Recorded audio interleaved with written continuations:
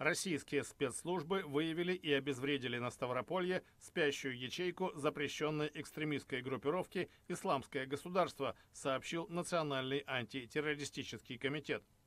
2 человека из состава предполагаемой ячейки оказали сопротивление и были убиты. Некоторые подробности происшествия привел представитель НАК Александр Поляков. Вчера около 23 часов на проселочной дороге в районе населенного пункта Усть-Невинский Кочубеевского района сотрудники органов безопасности предприняли попытку остановить автомобиль «Лада Приора», в котором передвигались бандиты. Однако находившиеся в машине лица открыли огонь из автоматического оружия и попытались скрыться. Ответным огнем 2 бандитов были нейтрализованы. Не приводя имен, Поляков отметил, что личности убитых установлены. Одного он назвал главарем ячейки, прошедшим подготовку в лагерях Исламского государства, другого – ее активным членом.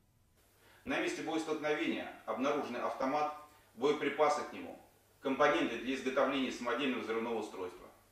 В доме, где проживал один из бандитов, найдены гранаты, готовые к использованию СВУ, начиненные поражающими элементами, травматический пистолет, атрибутика ИГИЛ и религиозная экстремистская литература.